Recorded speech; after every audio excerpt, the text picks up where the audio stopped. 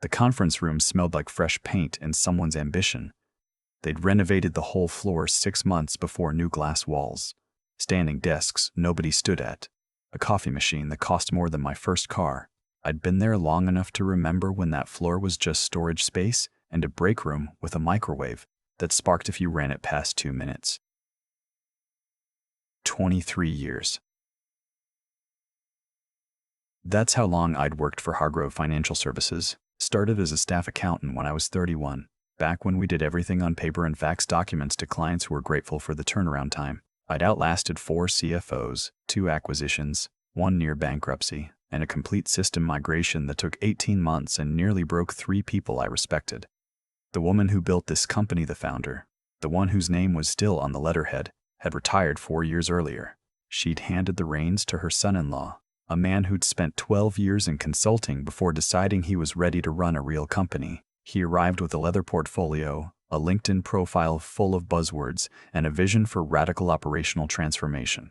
He wore slim-fit suits that looked expensive but always seemed slightly wrong on him, like he'd read about how successful people dressed and then ordered everything in bulk. I tried to give him a fair shot. I genuinely did.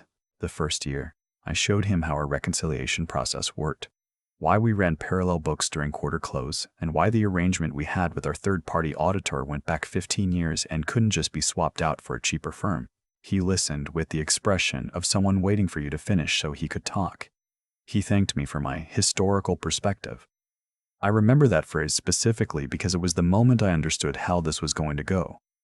By year 2, he started hiring young, hungry, credentialed people with no scar tissue and no institutional memory. That's not a criticism. I hired plenty of those people myself over the years. The difference is, I also knew what they didn't know yet, and I built systems to bridge that gap. He didn't bridge anything. He just replaced the old with the new and called it progress. His new controller came in with an MBA from a school that had a good basketball program and a philosophy of zero-based everything. His new VP of finance had never worked at a company older than 8 years. They were sharp. I want to be fair about that. But they looked at 23 years of institutional knowledge, the way you look at an old filing cabinet. Something to be emptied out, whatever's useful digitized, and the rest thrown away. I started to feel it in small ways first. Meetings I used to run got reassigned.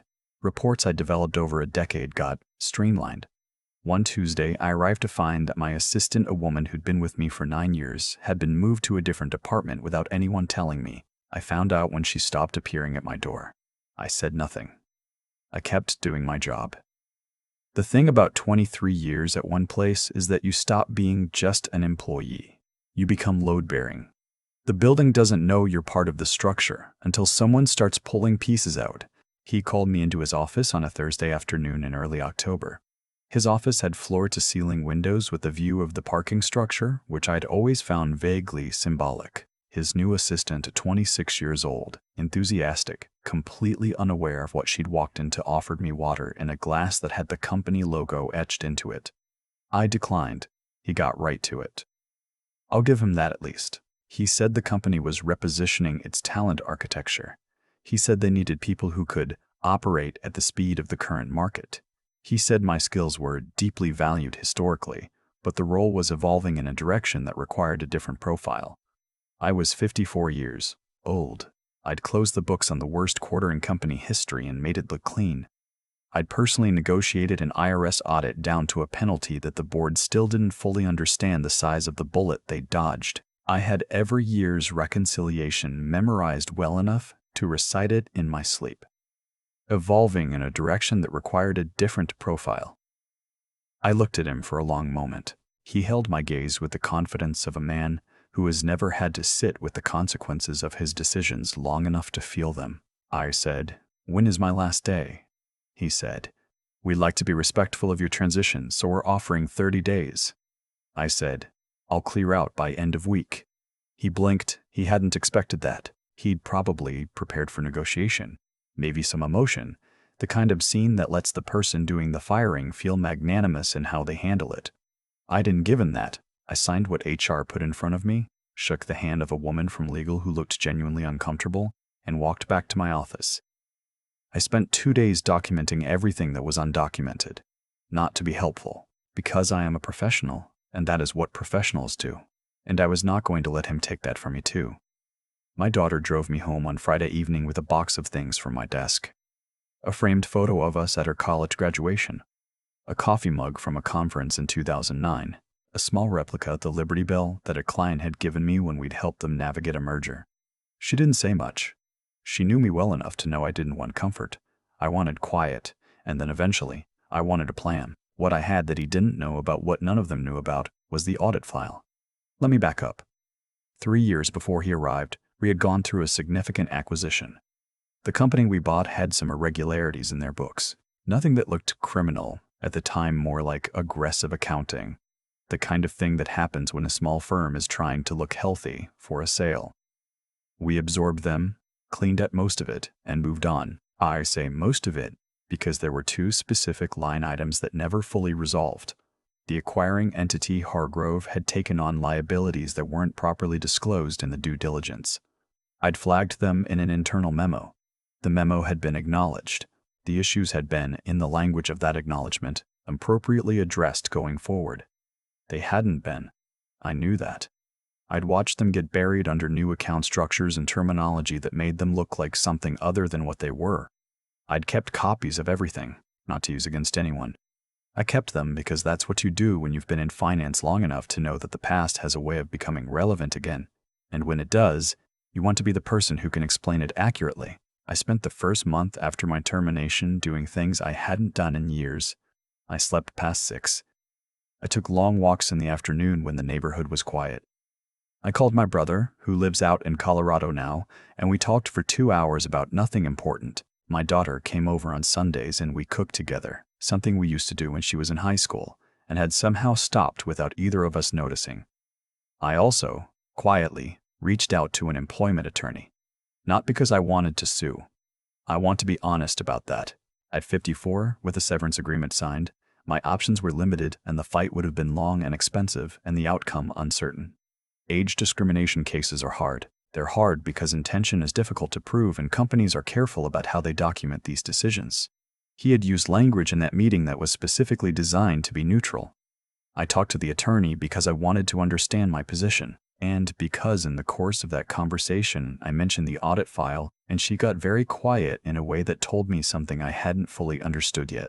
What she explained to me over the next hour was that what I had described, the undisclosed liabilities, the restructured accounts, the memo that had been acknowledged, sounded like it might constitute material misrepresentation in a securities context.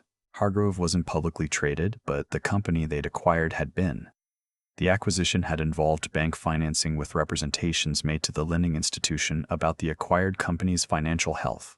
If those representations were false, and the bank had been harmed, that was a different kind of problem than an internal accounting dispute. She asked me if I still had the documentation.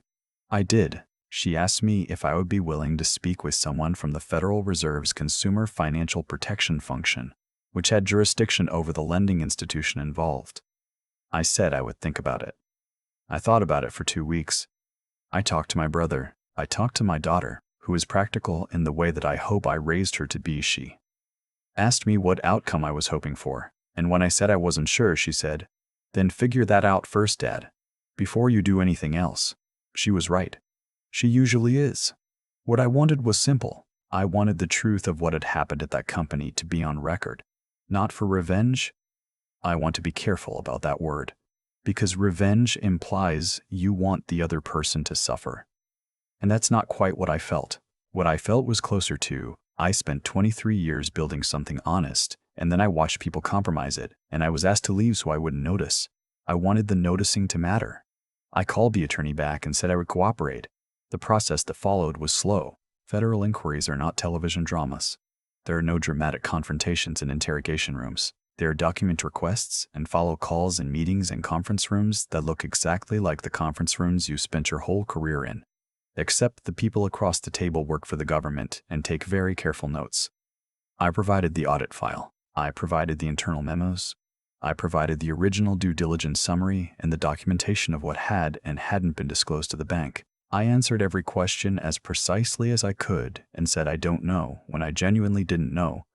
which is something I'd always tried to do and which, in that setting, turned out to be one of the most useful things I could offer.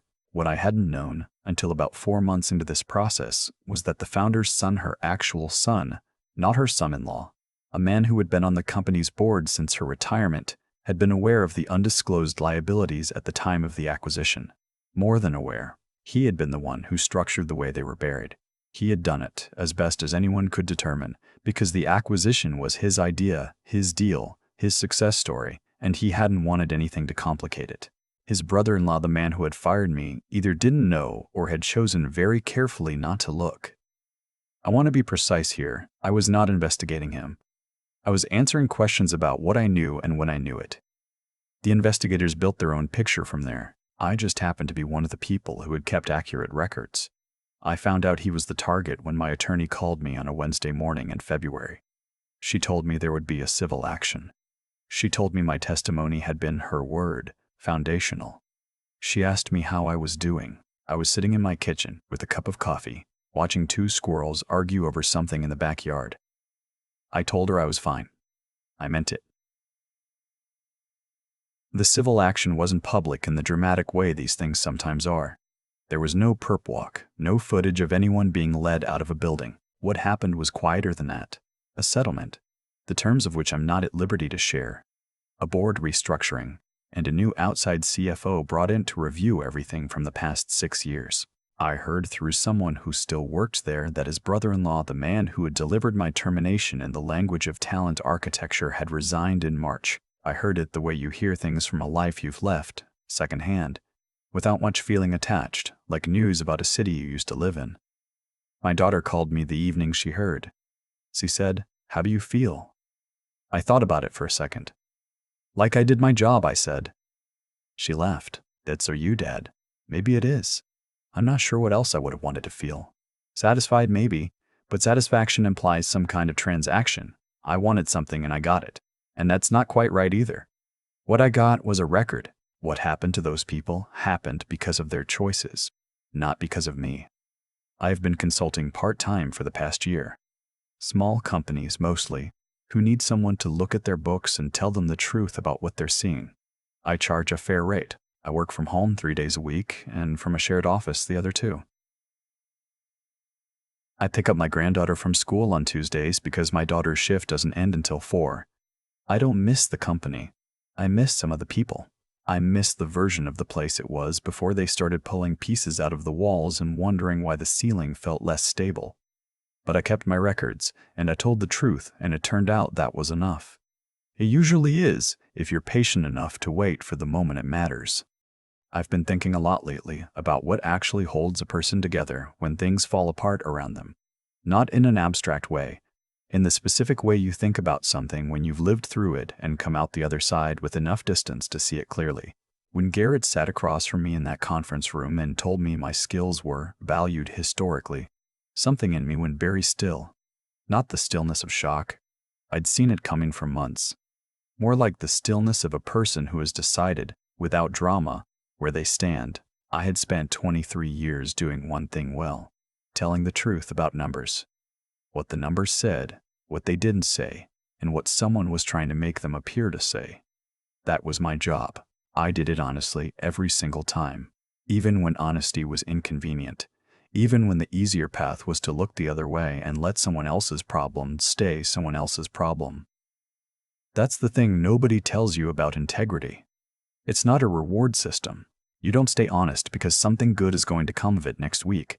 You stay honest because it becomes part of the structure of who you are, and without it, you're just a person going through motions that don't belong to you. I wasn't keeping those audit files because I had a plan. I was keeping them because walking away from accurate records felt like walking away from myself. What I didn't fully understand until much later is that character compounds. Every small decision to document this correctly, to flag that discrepancy, to keep the memo even when it was easier to shred it. Those weren't isolated choices. They were deposits. And 23 years of deposits turned out to be worth something that no severance package could have accounted for. The intelligence part of it was quieter than people might expect. It wasn't cleverness. It wasn't strategy. It was just the discipline of understanding your situation accurately and not lying to yourself about what you were seeing. When Demi attorney went quiet on the phone that first afternoon, I understood what her silence meant before she explained it.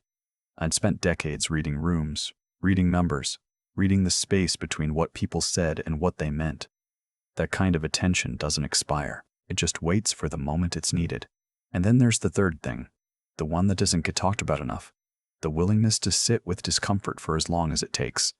The investigation was slow. The uncertainty was real. There were months where I genuinely didn't know how it would resolve, or whether my involvement would amount to anything at all. My daughter asked me more than once if I was okay. I told her I was. I meant it, mostly. But mostly isn't the same as easily. What kept me steady was something simpler than courage.